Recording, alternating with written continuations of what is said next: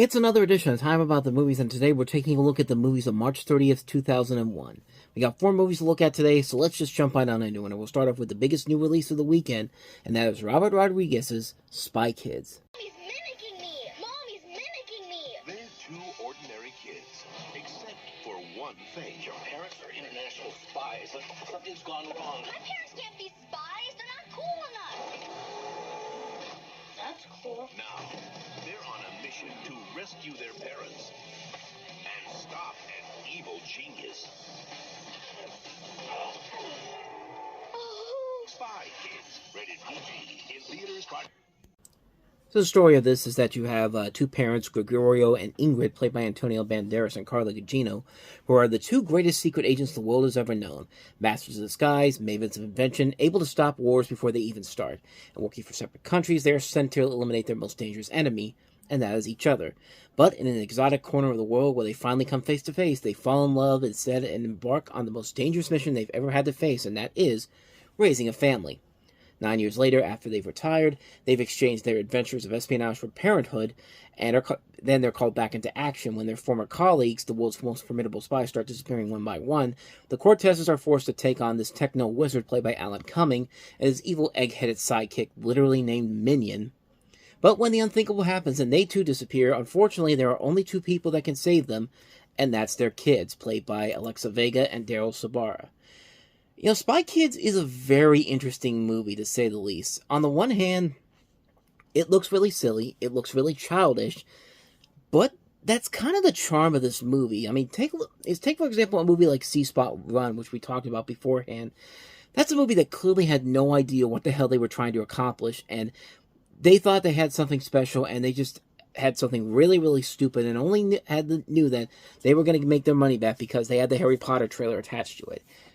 This movie, on the other hand, takes a concept that should be really dumb, and visuals that should not look good, and actually makes something pretty wholesome and charming for once, and especially for a director like Robert Rodriguez, whose movies up to this point have included stuff like, you know, From Dusk Till Dawn, Desperado, The Faculty, not really a whole lot of family movies in general. For him to go to this and do like a fun family movie like this, that's a pretty big accomplishment. It shows his range as a filmmaker as a whole.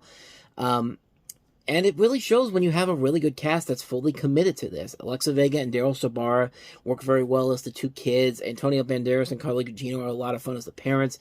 Alan Cumming has a good role as the villain of the film. You got Terry Hatcher, you got Cheech Marin. This is actually the first time you see Machete, Danny Trejo, in this movie, even though he'd go on to have his more R-rated material coming on later on down the road. Robert Patrick, Tony Shalhoub, Mike Judge, George Clooney. I mean, Richard Linklater's in this as well. He got a lot of people in his movies, and he makes a fun movie that really should not be as fun as it is, and yet somehow it surprisingly works, and it still holds up after all these years, and in fact, it's even gotten better as time has gone on. That's the interesting thing about this movie, and even with the second movie in particular, like, these 2 movies really have gotten better over time, and that's something that's really, really impressive. Spy Kids 3D, not so much, but you know what? It's better than what they did after that with All the Time in the World, and then the reimagining they just did the past year with Armageddon. So I guess you got to give them that. But as far as this movie goes, it's a ton of fun. I really say it's worth a watch. It's definitely worth it, and it's really impressive to see what a difference this movie is over 20 years later. It really has gotten better over time the more I think about it. So with that said, let's move on to the next movie, which is Someone Like You. I'm not with you. I'm thinking about you. The only thing scarier... I don't think I can do this. Do what? Us. ...than falling for Mr. Wrong is finding Mr. Right. Isn't that complicated? It's never complicated. This Saturday, You're a cheerleader, show me. 20th Century Fox invites you to a sneak preview of the romantic comedy of the year. Whoa. Ashley Judd. I hate you. Someone Like You. Rated PG-13. Special sneak preview Saturday in select... Another one of those pretty bland, mediocre comedies that Ashley Judd was in around this time period. She stars alongside Greg Kinnear and Hugh Jackman as a heartbroken woman looking for a reason why she was dumped. If you have to look for a reason why you were dumped, then maybe you should probably do some deep thinking, or maybe you should start picking men that actually would want to be with you, and not the kind of men that don't want to be with you. I mean, I don't know, just my perspective from that front. But what do I know? But as far as the movie goes, it's pretty bland, and it is pretty bland and mediocre. It's a movie that wastes a lot of really good talent on here. Ashley Judd has proven to be a good actress over time, but there was a time where she was just picking movies for the sake of just picking movies and hoping that she was going to have her name be recognized. But other than that, in this, she's just kind of doing a stock role that any woman probably could have been in. Like, you probably put Sandra Bullock in this movie, it probably would have worked the same way. Nothing would have really been gained from it. It is interesting to see Hugh Jackman outside of Wolverine in this, which could be interesting, but I mean, he is, the more I think about it, though, he is probably one of the best things about this movie in particular. Marissa Tomei is also in here, so is Ellen Barkin. But other than that, though, nobody's really doing anything significant or anything that makes this movie something that you have to see. It's just kind of like, hey, it's a date night movie. You see it, you never see it again afterwards, and then you go on with the rest of your life. But other than that, though, I mean, it's just bleh. Nothing too spectacular, nothing too impressive, just mediocre at best. Speaking of mediocrity, let's move on to our next movie, which is Tomcats. On March 30th, the bachelor party begins. You want to join us? I'm never getting married, right, honey? You the man. You the man. You colossal moron. Let's swap some bodily fluids, baby. Tomcats. I should really be heading home. It's a school night. Rated R. Opens everywhere.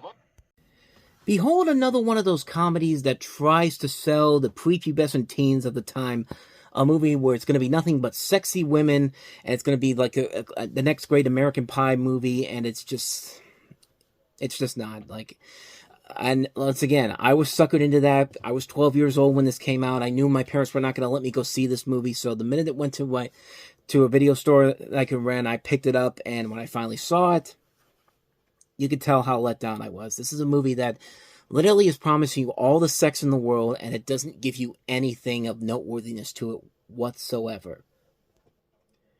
So the storyline of the movie is that you have 7 years ago, a bunch of friends make a bet that they'll give the last remaining bachelor a ton of money. Now, after losing a ton of money at a Vegas casino, a character played by Jake Busey, if I remember correctly. No, this is Jerry Connell. Jerry Connell has to quickly get his friend, played by Jake Busey, married so that he can collect the prize to pay back his debt.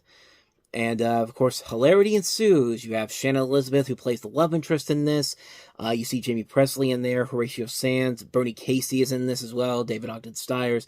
A bunch of Playboy centerfolds and sexy women, and, yeah, there is nothing there. There is nothing in this movie whatsoever. It's a movie that is literally the pure definition of a cock tease, because it teases you with the idea that you're going to see all these scantily clad women and they're going to get naked. It's going to be that type of movie that you're going to remember, like American Pie. But American Pie has a good story and good characters to it that makes you want to stick around for it. This does not. This is a bad romantic comedy disguised as a raunchy sex comedy, and not even a good raunchy sex comedy. I mean, the poster for this alone is literally a woman with a diamond ring in her belly button, wearing these boxers, looking like she's about to take them off, because that's the only way you're going to sell this movie to people, is if you promise TNA, and it just doesn't work. It does not work whatsoever. It's a really bad movie. It's not funny. It's boring. It's not enjoyable. It runs way too long. It falls into lazy romantic comedy cliches that you've seen done over and over again. Like, the moment you see what the big third act surprise is going to be, it's just like, really, we're doing this again? I hated this movie. I hated this movie when I saw it as a teen. Even when I went back to it, I hated it then. It just sucks. It's a horrible, horrible movie that missells you on everything. It's a friggin' mess, man. It's a friggin' mess. So, let's see if we can mend the tides a little bit here. Let's see if we can end this on a positive note with our last film, and that is The Tailor of Panama. You'd be healthier if you stuck to tailoring. I've got to talk to the ambassador. My rapid response units are on full alert. Got to stop it. And my store up. In case of light life imitating art. When you've gone down that road, it's over. What have you gotten Harry into? This spring, the balance of power We have to stop all this, you hear? is about to be altered. Too late.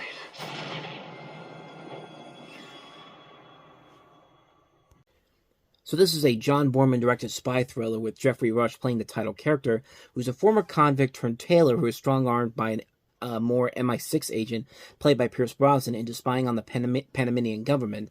You also have Jamie Lee Curtis, Brendan Gleeson, Catherine McCormick, you see Dylan Baker in there, Lenore Varela from the Mummy movies, and most notably, a young Daniel Radcliffe before he eventually went on to superstar later on in the year with Harry Potter.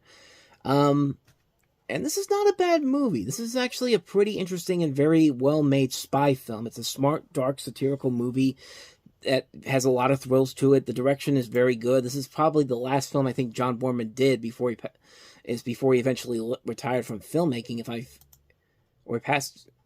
thought he passed away, but I guess not. He's still alive he's still alive at 91 years old. Good on him, man. But well, then again, we'll see what happens. I may have just cursed him right there, but no, this is a really good movie. This is a very well-made film. It's very interesting to see Pierce Brosnan kind of doing James Bond, but doing James Bond in kind of a different way. It's nice to see Jeffrey Rush get a leading role in a movie like this, and Jamie Lee Curtis I thought was very good.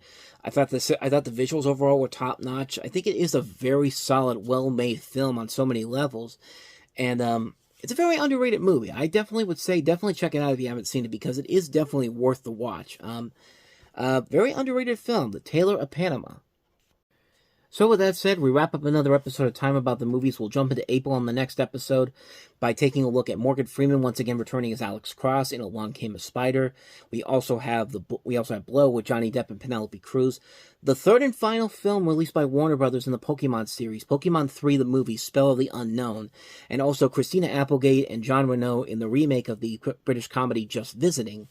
So 4 films to look at next time around. We'll take a look at those on the next episode. But until then, thank you so much for watching, and if you want to see more videos like this, please hit the plays on the next page. Check out the previous episode, and also don't forget to hit the like and subscribe button if you want to see more videos like this on this channel. So with that said, I'm off. I will see you guys next time, and until then, as always, take care.